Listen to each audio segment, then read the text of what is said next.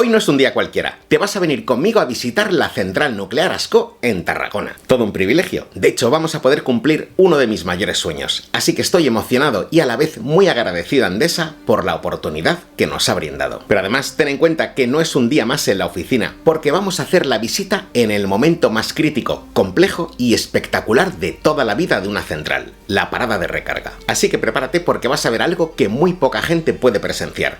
Vas a descubrir cómo se abre el corazón de un reactor nuclear, cómo se sustituye el combustible que puede mover a un país entero y que se sienta al estar a solo unos metros de una de las fuerzas más descomunales de la naturaleza. Bueno, pues en realidad, si la miras desde la carretera, puede parecerte una instalación industrial más, es decir, hormigón, cables, torres, pero esto es realmente lo más parecido a entrar en un santuario donde la humanidad ha aprendido a dominar la energía de los núcleos atómicos. Y ojo, que sé perfectamente que estamos hablando de una fuente de energía que, inevitablemente, siempre va a generar debate. Tiene sus pros y sus contras, por supuesto, pero hay algo que no puedes negarle. La energía nuclear representa un porcentaje brutal de la electricidad que consumes en tu día a día. Precisamente por eso cruzo esta puerta con curiosidad, pero también con muchísimo respeto, porque sé que lo que está a punto de suceder ante mis ojos es invisible, pero increíblemente potente. Y es que, desde el primer segundo en el que pones un pie dentro, te das cuenta de una realidad incontestable. Si hay algo que se respira en absolutamente cada rincón de toda la central, es que la seguridad aquí no es un extra, sino el núcleo de todo. No te hablo de rellenar unos papeles o ponerte un casco, es algo mucho más profundo. Te hablo de que cada puerta que cruzas, cada protocolo que sigues y cada sistema que ves a tu alrededor tiene una razón de ser milimétricamente estudiada. Porque al final todo este despliegue brutal está diseñado con un único objetivo, que es vital, que la radiación nunca,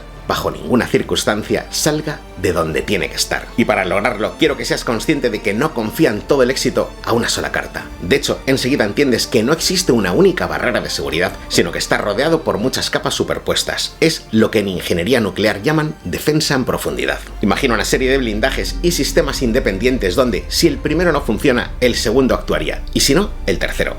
Es decir, es como si todo estuviera pensado para que, incluso en el hipotético caso de que algo falle, nada grave llegue a ocurrir jamás. Así que, ahora ya sí, relájate porque esto no ha hecho más que empezar. Con la tranquilidad que te da saber cómo funciona la seguridad, por fin doy el paso definitivo y llego al corazón de todo esto, el reactor. Y te reconozco que aquí viene lo que primero me rompe los esquemas por completo. Si te estás imaginando un escenario de película de ciencia ficción, quítatelo de la cabeza. No hay pantallas gigantes parpadeando en rojo, no hay luces de alarma, no hay un ruido ensordecedor, solo una calma absoluta, un silencio casi reverencial. Pero no te dejes engañar porque esa calma es una auténtica ilusión.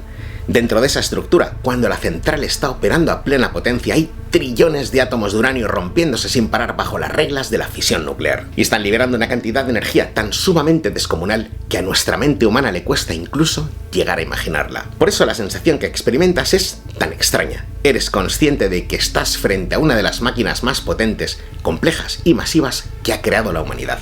Y sin embargo, a simple vista, no lo parece en absoluto. Bueno, pues es en ese momento cuando te das cuenta de algo que me parece brutal y que define a la perfección la ingeniería nuclear. Esto no va de generar energía sin control, va exactamente de lo contrario. Va de dominar, canalizar y someter a una reacción que, si la dejásemos a su libre albedrío, sería completamente devastadora. Es decir, se trata básicamente de coger la física más extrema y ponerla a trabajar para ti. ¿Y cómo lo hacen? Pues ha llegado el momento de poner la lupa en el verdadero protagonista de toda esta historia.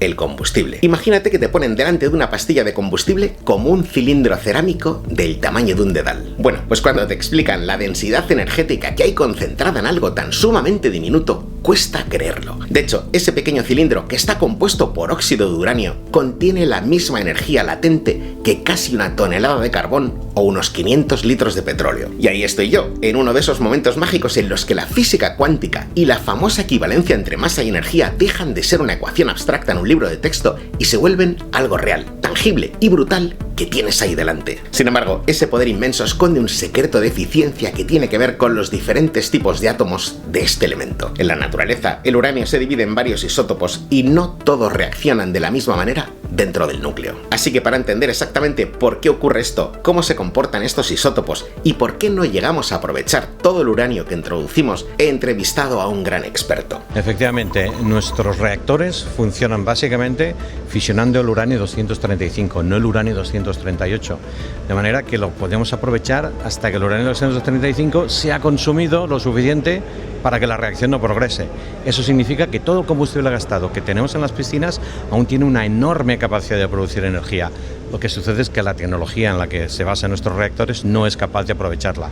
Otros reactores que funcionan con uranio natural o uranio 238 con menos enriquecimiento sí son capaces de utilizarlo. Y es precisamente ese combustible gastado del que nos habla Ferran, ese que todavía guarda energía, pero que el reactor ya no puede aprovechar, el que nos lleva directos a uno de los lugares que más me ha impactado de toda la visita: las piscinas de combustible. Te reconozco que cuando entras y las ves por primera vez te quedas un poco descolocado. Lo que tienes ante tus ojos es una masa de agua azul completamente cristalina y en una calma tan absoluta que, si no supieras dónde estás, casi te parecería el ambiente relajante de un spa. Pero no te dejes engañar, porque justo ahí debajo, sumergidas en el fondo, están las barras de combustible que acaban de salir del corazón del reactor tras meses de fisiones ininterrumpidas. Y es en este punto donde toda la física de la que hemos hablado cobra sentido. Esa cantidad ingente de agua con 8 metros de profundidad no está ahí por estética, ni mucho menos. El agua es uno de los mejores blindajes que existen en la naturaleza, ya que realiza una doble función vital, porque, por un lado, absorbe el calor residual que el combustible sigue emitiendo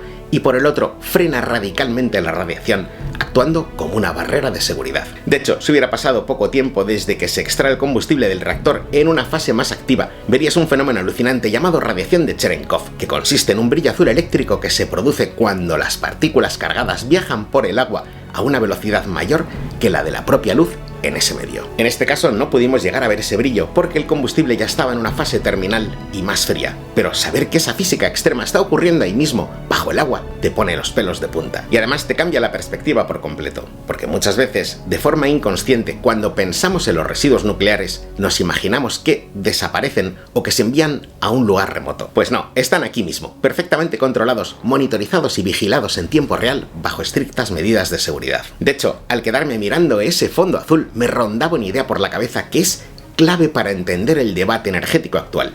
Ninguna fuente de energía en este planeta está libre de generar un impacto o un residuo. Ninguna. La verdadera diferencia, lo que realmente importa es qué haces con esos residuos y qué procesos eres capaz de desarrollar para gestionarlos de forma segura. Y dejando atrás esa quietud azul de las piscinas, doy un paso más y entro de lleno en la sala de control. Aquí sí, prepárate porque toda la sobriedad que habías visto fuera se transforma de golpe. Te encuentras rodeado de pantallas por todas partes, paneles gigantescos repletos de indicadores, gráficos parpadeando con datos en tiempo real y sobre todo una atmósfera de concentración absoluta por parte de los operadores que casi se puede cortar con un cuchillo. Pero créeme si te digo que lo más impresionante de este lugar no es la tecnología visual, porque lo que de verdad resulta relevante es la precisión con la que se trabaja. Desde este cerebro se monitoriza absolutamente todo lo que ocurre en la central, desde el parámetro más gigantesco hasta el detalle más insignificante. La temperatura exacta de los circuitos, las presiones, el flujo de neutrones, la potencia térmica, todo está bajo control. Y ha llegado el momento más esperado, porque entramos en plena parada de recarga, un periodo en el que el reactor se detiene por completo y la central se transforma en una colmena humana de alta ingeniería. Para que te hagas una idea de la escala, durante estas semanas la población de la central se triplica. Llegan más de 1000 profesionales extra para trabajar las 24 horas del día. El objetivo principal es renovar un tercio del combustible del reactor, pero también se desmontan y revisan miles de componentes. ¿Y cómo se lleva a cabo? Pues el proceso es espectacular. En primer lugar, se reduce la temperatura del circuito y se estabiliza el agua añadiendo boro, un elemento químico que funciona como una esponja absorbiendo neutrones. Esto garantiza que la reacción en cadena esté totalmente apagada y sea físicamente imposible que se reinicie. Una vez asegurado, se retira la tapa de la vasija del reactor aflojando unos pernos gigantescos con grandes herramientas hidráulicas. En ese momento, la cavidad se inunda de agua y se conecta directamente con las piscinas que vimos antes, y a partir de ahí, todo el proceso pasa a desarrollarse bajo el agua. Una gran máquina de carga automatizada se sumerge, engancha los elementos de combustible gastados y los mueve hasta la piscina a través de un canal.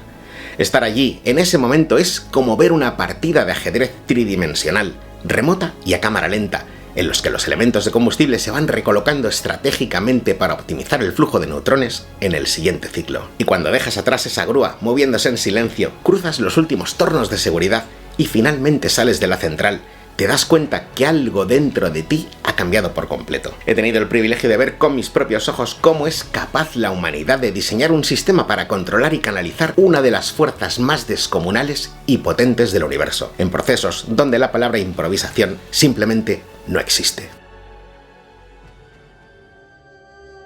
Visitar un lugar como este te obliga, además, a pensar en las distintas formas que tenemos de asumir el impacto de nuestro consumo. Por un lado están los impactos que se dispersan en el medio ambiente y que cuesta más cuantificar en el día a día. Por el otro, los que se confinan, se aíslan y se vigilan en un espacio controlado, asumiendo su custodia a largo plazo. No hay una respuesta única ni una solución perfecta, pero entender cómo funciona cada modelo es el primer paso para decidir qué prioridades queremos poner sobre la mesa de cara al futuro. Porque al final, la ciencia nos da las herramientas y la ingeniería nos demuestra de lo que somos capaces, pero la decisión de hacia dónde queremos ir nos corresponde a nosotros. Y es ahí donde entra la importancia de la divulgación, porque la verdadera misión de este viaje y de este vídeo es poner sobre la mesa la física y la realidad de estos lugares, para que la conozcas de verdad y la entiendas, y a partir de ahí puedas decidir con sentido. Antes de irme me gustaría recomendarte dos vídeos que te van a encantar. Uno es El enigma de la materia oscura, y el otro, Hay algo que no entendemos del universo. Y nada más, espero que te haya gustado el vídeo y si es así nos vemos la semana que viene con mucha más ciencia.